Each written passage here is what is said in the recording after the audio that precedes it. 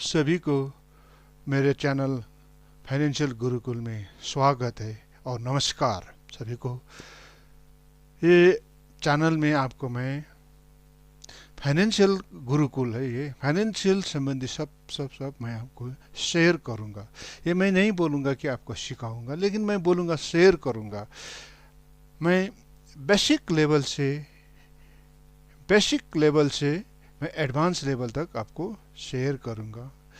जिसको भी फाइनेंशियल के बारे में जानने की ज़रूरत हो, इच्छा रखते हो, बैंक क्या है, शेयर मार्केट क्या है, इंश्योरेंस क्या है, ये किस तरह गवर्नमेंट से रिलेटेड होते हैं, हमें जानना बहुत ज़रूरी होता है।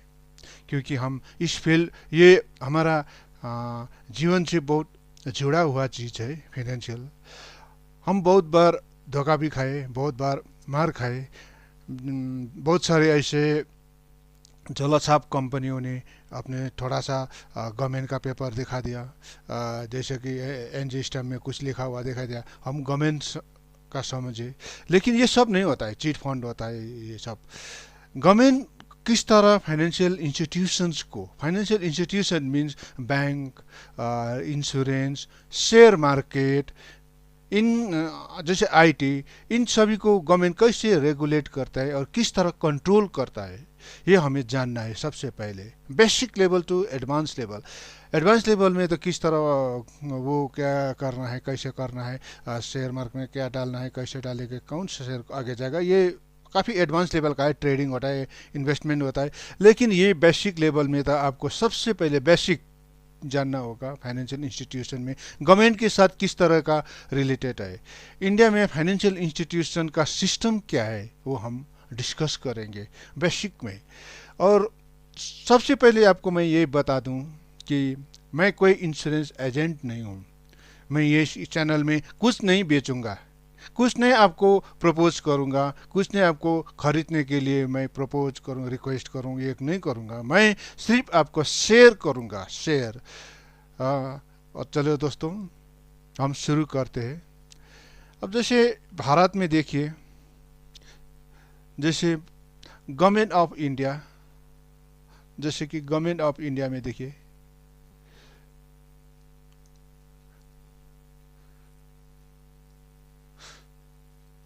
तो क्यों नहीं लिख रहा है, क्यों, क्या हुआ?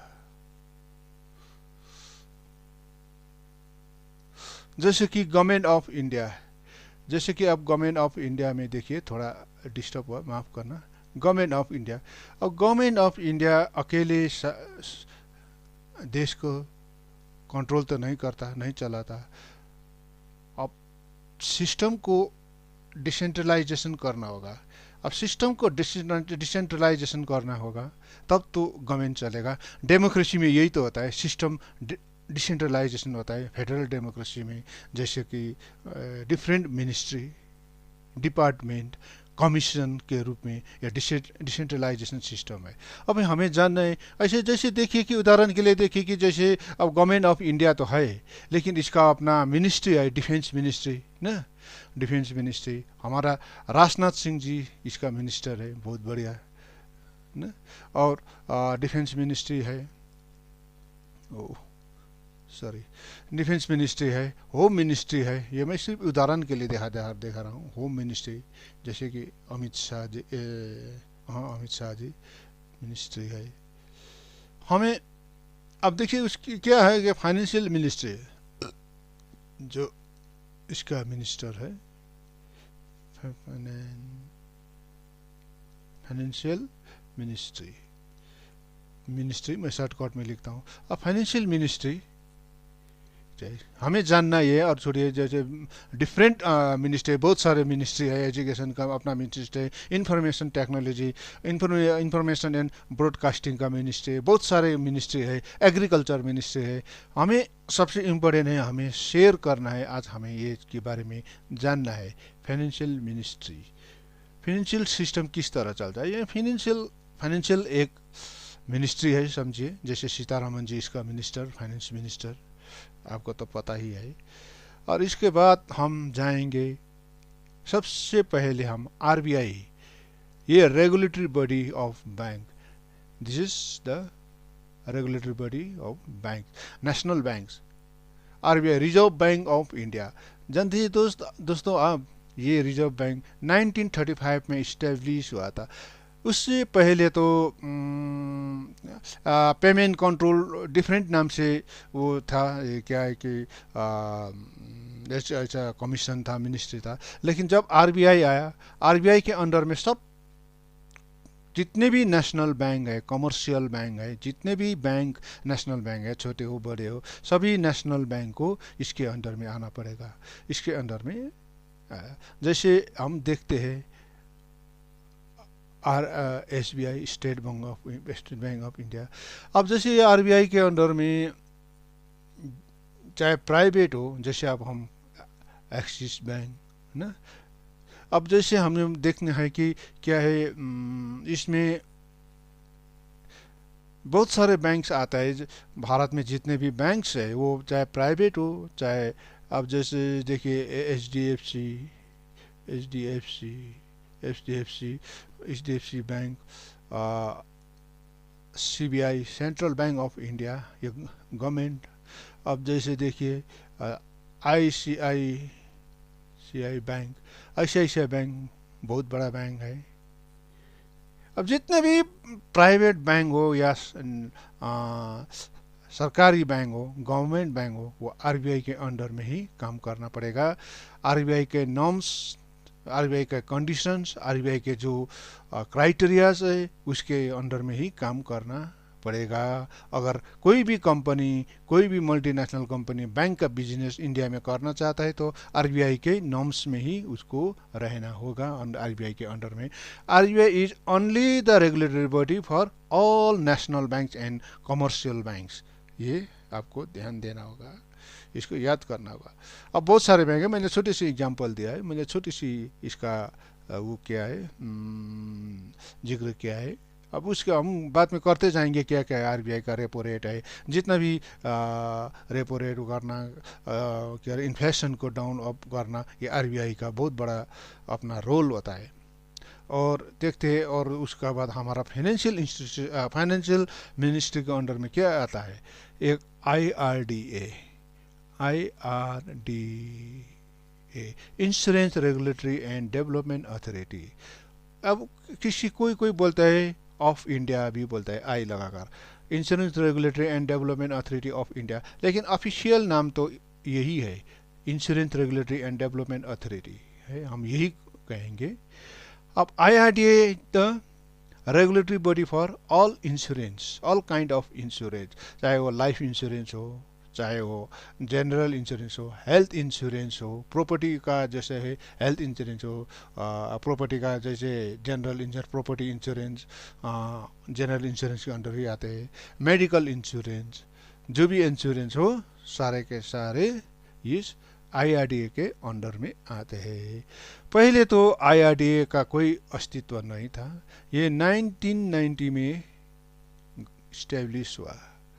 1990 में इस्टेब्लिश होने के बाद सारे प्राइवेट फर्म्स को, प्राइवेट कंपनियों को, प्राइवेट प्लेयर्स को, बड़े बड़े कंपनी, मल्टीनेशनल कंपनियों को इसमें इनवाइट किया गया। अगर आप इंश्योरेंस का बिजनेस करना चाहते हो, इंश्योरेंस बेचना चाहते हो, लेकिन आईआरडीए के अंडर में आके कर सकते हो।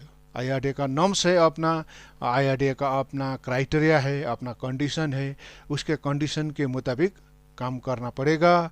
और आप आईआरडीए के अंडर में लिस्टेड होकर इंश्योरेंस सेल कर सकते हो। ये गवर्नमेंट फाइनेंशियल मिनिस्ट्री ने जब ये डिक्लेयर किया, तब बहुत सारे प्राइवेट फर्म, प्राइवेट कंपनियां इंश्योरेंस बिजनेस में दौड़ पड़े, कूद पड़े। अब क्या हुआ, ये before IRDA firm, LIC was only the one insurance seller company, LIC एक ऐसा कंपनी था, एलआईसी आई भी बोलते हैं, life insurance corporation of India. हम लाइफ इंश्योरेंस का ही बात कर रहे हैं, हम जनरल इंश्योरेंस, मेडिकल इंश्योरेंस का भी बात करेंगे, ये किस तरह रन होता है, किस तरह चलता है, अभी हम इसका ही जिक्र करेंगे। एलआईसी पहले इसी का ही एक मोनोपोली था, एलआईसी का, life insurance corporation of India, इसके इसी का ही अपना मोनोपोली था। सब कुछ यही था। लेकिन जब 1990 में आईआरडीए इस्टेब्लिश हुआ फाइनेंशियल मिनिस्टर के अंडर, तब तो एलआईसी भी आईआरडीए के अंडर में ही आना पड़ेगा। और एसबीआई लाइफ इंश्योरेंस, सारे सारे बैंक ने अपना एसबीआई लाइफ, हाँ एसबीआई लाइफ को अपना जनरल भी है, एसबीआई स्टेट बैंक का यही है, स्टेट बैंक का। और एफडीआई के नाम से, FDI foreign direct investment, FDI के नाम से वो भी जिक्र करना पड़ेगा, क्योंकि पहले तो 26% था ना। फॉरेन पार्टनर किसी भी इंडिया कंपनी को, कोई भी इंडियन बैंक को, कोई भी इंडियन कंपनी को जब इंश्योरेंस को बिजनेस करने, वो 26% तक ले आ सकता था, लेकिन 49% हो गया। इसका भी जिक्र करना है। अब देखिए एसबीआई लाइव, एसबीआई लाइव है ना, Tata AIG, Tata AIG, Tata AI, इसके बाद Bajaj finance, Bajaj Allianz, Bajaj Allianz, Bajaj Allianz आ गया। और उसके बाद एचडीएफसी स्टैंडर्ड। अब देखिए बैंक भी बहुत सारे बैंक, मुझे लगता है सारे के सारे नेशनल बैंक जितने भी शायद वो इंश्योरेंस में आ चुका है, एचडीएफसी स्टैंडर्ड, लेकिन वो नहीं आया लगता है। क्या CBI, Central Bank of India, शायद नहीं आया होगा। लेकिन जितने भी ज़्यादा से ज़्यादा बैंक्स अभी इंश्योरेंस के बिजनेस में भी है, क्योंकि उन लोगों के लिए आसान हुआ। वो मैं थोड़ी देर में बताऊंगा आपको, वो बैंक के माध्यम से बेचता है आजकल, और इसलिए ये बहुत सारे आया, एलआईसी, एसबीआई लाइफ, आई प्रू भी है, आईसीआईसीआई प्रूडेंशियल बोलते हैं हम, इसके शॉर्ट में हम आई प्रू बोलते हैं, I Pru, I Pru life है ना, I Pru life insurance, ICICI Prudential life insurance होता है। ये इस तरह के ये बहुत सारे कंपनियां सर, इतना ही नहीं है, बहुत सारे हैं इसके अंडर में, बहुत सारे हैं। अब देखिए, अब यहाँ देखिए, अब हमने दूसरा, अब तीसरा है SEBI, SEBI, oh sorry sorry sorry sorry, SEBI, SEBI का होता है, सेबी, हमें सेबी का भी बहुत बड़ा अपना होता है, वो ये ऑर्गेनाइजेशन है, रेगुलेटरी बॉडी है, sorry SEBI, security exchange board of India, security exchange board of India. ये जो है ये कैपिटल मार्केट, शेयर मार्केट का रेगुलेटरी बॉडी है। ये शेयर मार्केट का जितना भी शेयर मार्केट का बिजनेस में पड़ा हुआ है, बड़े बड़े मल्टीनेशनल कंपनी, बड़े बड़े company, national companies, foreign companies, जितना भी है वो सेबी के अंडर में ही आकर अपना शेयर को बेच सकता है, शेयर को सेल कर सकता है।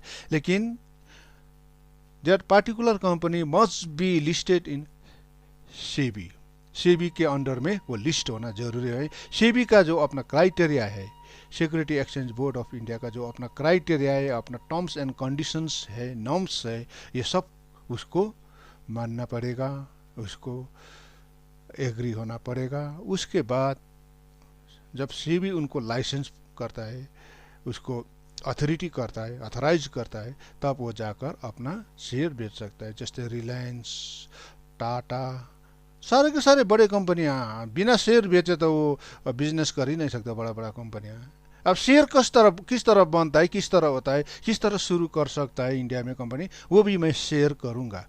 ये ऐसे ही नहीं मैं सारे के सारे शेयर करूंगा, कुछ मेरा ट्राई है कि मैं सबको समेटूं, सबको एक जानकारी दूं सबको।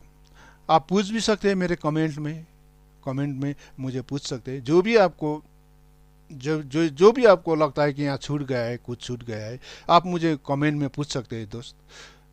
लेकिन हमारे लिए क्या है कि सबसे बड़ी बात यह है कि सब्सक्राइब और लाइक हमारे लिए क्या है, बहुत बड़े इनकरेज है ये हमारे। अब टाटा है, SBI, state bank of India, सब बड़े कंपनियां, बड़े बैंक जितना भी सोच लीजिए, सेबी के अंडर में अपना शेयर बेच रहा है। बहुत लोग करोड़पति है। शेयर का मतलब क्या होता है आपको पता है? जैसे आप टाटा में आपने शेयर खरीदा, किसी ने शेयर खरीदा, या मैंने खरीदा, आपने खरीदा, किसी ने खरीदा शेयर, जितना भी यूनिट खरीदा, 1 लाख का, 2 लाख का, या 50,000 का, है ना, या 20,000 का भी उसका प्राइस, यूनिट प्राइस के मुताबिक आपने खरीदा। जानते हैं आप जितना भी हो पर्सन या 0.1 हो या 1% हो 1% हो या 0.1 हो या 5% हो या 10-50% जितना भी हो, आप उस टाटा का मालिक है।